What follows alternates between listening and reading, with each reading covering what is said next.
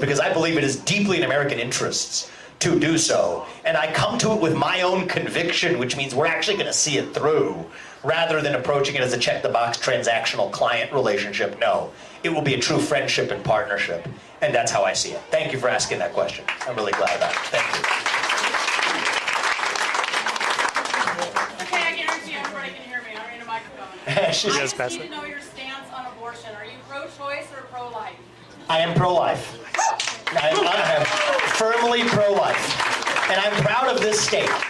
I was here, actually, I made a point to be here on the day I met with Kim Reynolds and saw the legislature sign that into law.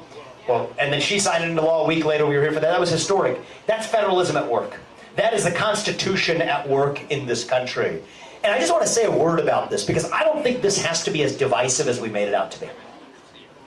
I think most people in the United States of America share our pro-life instincts. I can prove that to you. Take the case of, Clarence Thomas actually asked about this, the case of a pregnant woman walking down the street. She's assaulted. The unborn child dies as a result. I challenge anybody to find me one person in the United States of America who will say that that criminal does not deserve liability for that death. I haven't found a single one yet. That says we share the same instincts. And for my part, same way that I answered the other individual's question about elections, here's what I'll say is we'll do our part. Let's talk about adoption policies. Let's talk about paths to childcare. Let's talk about greater sexual responsibility for men. Genetic paternity tests are reliable. Let's put teeth into the law. I will do all of those things. But this is not about men's rights and women's rights anymore. We're all in this together. It is about human rights. And that's the way I'll approach it as your next president. I appreciate that. Thank you very much. One more question. Let's do it. Will you pass that back in? Thank you. Hello, I'd like to ask how, Did you have one too? Okay, good. Thank you. Sorry about that. Oh, we have one. We'll do one more and then one more. Okay, got it. You're involved in the tech industry, right? How do you see bringing new tech jobs to a state like Iowa? How do you see that working out? I think it could work out great, actually. Because, so I'm from Ohio, and we're seeing Intel, for example, build its new plant in the middle of Ohio. That's driven a boom to Columbus, Ohio, where my family lives now. And I think the reality is we also have, it sounds silly to say, but it's actually really true in parts of the country like Iowa, like Ohio.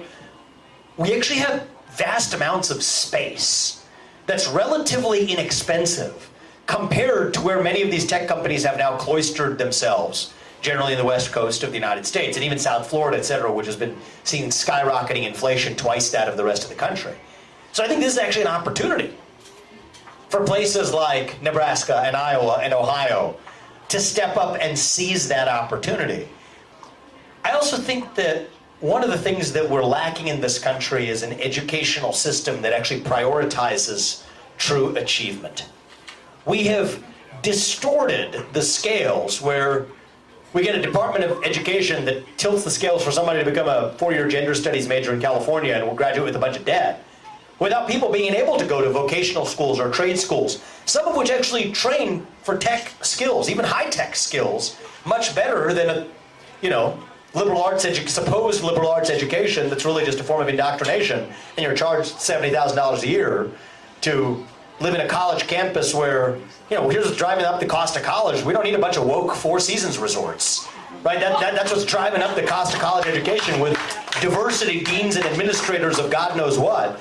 Instead, we actually need more technical education in this country. Combine that with actual, I would say tax incentives, but you've already done a good job of bringing down the tax rate in this country, in this state. Unlike states like California, you're going to see a natural progression. And I predict it's already happening, and I predict it's going to only continue and be good for parts of the country that had been left behind by the last wave of the first tech boom. Great question. I really appreciate that. I'll quickly take one last one, and then we'll wrap it up. Hi, my name's Keith, and I have an observation and a question. The observation is, you are the biggest breath of fresh air I have ever seen in my life. I appreciate it. I turned 18 Thanks a lot. In 1980, I turned 18. I'm a 61-year-old white guy now. I'm just an old white guy. You're 61? Yes. That's pretty young. Well, Okay, thank you good, very good, much. good. I have a good surgeon. Anyway, Reagan, his first term was when I became a Republican. I can remember exactly when it happened. That's At fine. the Republican National Convention, Jack Kemp introduced Ronald Reagan. He was supposed to talk 5 minutes. He went on for like 90. And he said a thing that you touched on today. He said the success of a social welfare program should be judged by how many people don't need it as how many need it. And that's what you Yes. said about, I think it was the military or something. Yes. The less we need, the better it is. Yes. Okay. Looking at this, I love this. Thank you. How can you argue with any of this, okay? I look at this, and before you started speaking, and I saw you on television, I had the same first impression from television and this book in particular, is you're either the bravest human being in America or crazier than a shithouse cat. That's all I got to say. And you are not, you're brave to put this out. You believe in what you do. And I admire that, and we just need more of these kind of people, and we'd be better off. Oh, thank you. Anyway, I appreciate I it. love your sensibility. You got me jazzed. Thank you. Anyway, Thank you. the one thing that bothers me that nobody wants to talk about is the debt. Mm-hmm. And I loved Reagan because Reagan always was making lemonade out of all the crap they gave him. You know, He did. When you get crap, make lemonade. I had an idea that I just want to bounce it off you and see if you could run with it, because I'm no financial guy. But how about if we take all this debt that we owe all these people that pretty much hate us, and I looked it up today, we're paying 2.84% on the national debt. That's the interest rate, my understanding is. How about if we issued, like we call it a Patriot bond, and they start at only $1,000, and you pay 5% and never tax it, locally, federally, or at the state level. But it's to buy the debt back. It's kind of like George Bailey in It's a Wonderful Life. When they were raiding the bank or the savings loan, he said, look, that debt's here. It's in your house and your business and this. Why don't we buy this back and sell it It's to an Americans? interesting idea. Now, You got my financial cards think about turning this. in my Think head about now. this. You're in a room in Iowa. Iowa has more citizens over 85 than any state in the union. Is that right? By per capita, yeah. Okay, per We're a capita. very old state. And these, well, I don't want to think, I'm 61 now, so I'm with you. Anyway, when you get in your 70s and 80s, you really don't want to risk it on Wall Street. You need like a CD or a bond or something. And if we could give 5% tax-free to everyone, including people my age and older, it could be a monthly income, and we would own our debt. Now, I don't know how that would affect. I just think it's better if we own the debt than our enemies own it. Oh, it's certainly China owning the debt, which Yeah, they're lording over that's, us. and I could see somebody as hip as you selling it. You know what I mean? You've got a good. You're a salesman. You're good. I like that. Thank you. Well, Yeah, I think I take that in a good way. I think that in a good way. So here's an interesting example. I always like to sort of reason from what's already out there. Municipal bonds, actually, are tax-free in the income that they generate. Right? So it's not a foreign idea. It's a special kind of bond. It's why people put their, probably many people in this room have money in munis.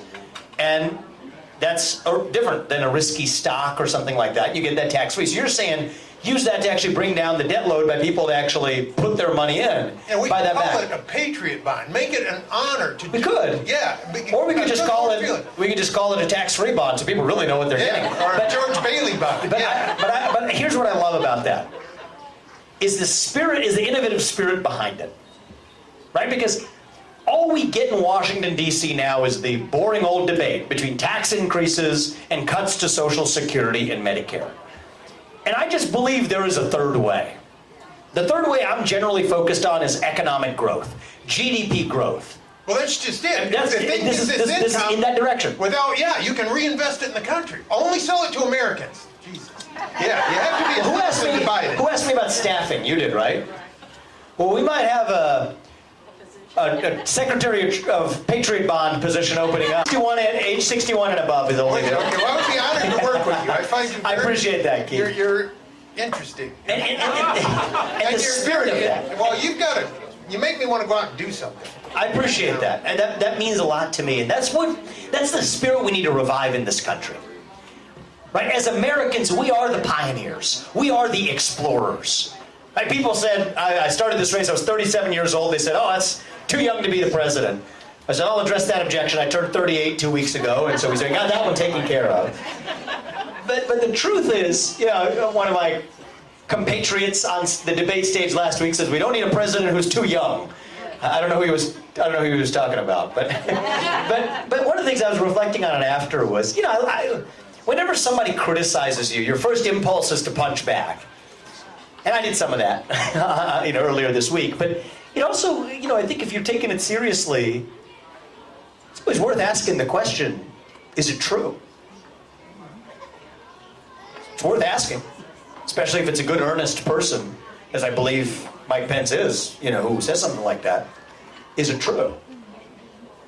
I mean, look to our history. That pamphlet you're holding is modeled on Thomas Paine's Common Sense. That was the impetus and the motive for this. Thomas Jefferson wrote the Declaration of Independence, not long after. You know how old he was when he wrote the Declaration of Independence?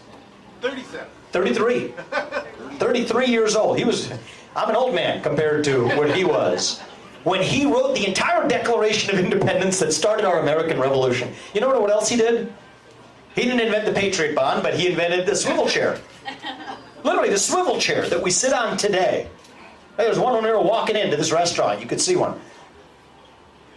That swivel chair that we sit on today was invented by Thomas Jefferson while he's writing the Declaration of Independence. Think about that. Benjamin Franklin co-signed it not long after he invented the Franklin stove, the bifocal spectacle, the first treatment and remedy for the common cold in this country. We don't do that anymore. We say, you're not an expert. You weren't trained in that. Shut up. Stop spreading misinformation. Versus actually embracing curiosity itself, embracing exploration, unshackling ourselves from the orthodoxies we memorized 40 years ago. So what I love about the question is you're thinking. It doesn't have to be A or B where it's two bad choices. There's a third and better way. And I think that's the way we make it out today to be right now too, where we are in our national history. We're taught to believe that we're a nation in decline. That we're at the end of the ancient Roman Empire. I don't think so. I don't think we have to be a nation in decline. I think the truth is, as a nation, we are really just a little young. All of us. Going through our own version of adolescence. Figuring out who we're really going to be when we grow up. And when you see it that way, it makes sense. It does to me. When you go through your adolescence, you lose your self-confidence. You lose your identity. You lose your sense of who you are. You lose your way a little bit. But we're stronger for it on the other side as we make our way to our adulthood. So no, I don't think we have to be a nation in decline. I think we are still a nation in our ascent. Maybe the early stages of our ascent. Maybe we're not even yet at base camp. On our way still to, yes, that shining city on a hill that Reagan spoke of 40 years ago. Still that country where no matter who you are, or where your parents came from, or what your skin color is, or how long your last name is, that you still get ahead in this country with your own hard work, your own commitment, your own dedication, and that you know what, you are free to speak your mind at every step of the way. That's what we want to tell the next generation of Americans. That is what we are running to. That is what we together will revive to save this great nation. Thank you all. God bless you. God bless your families. And God bless our great United States of America. Thank you. Thank you.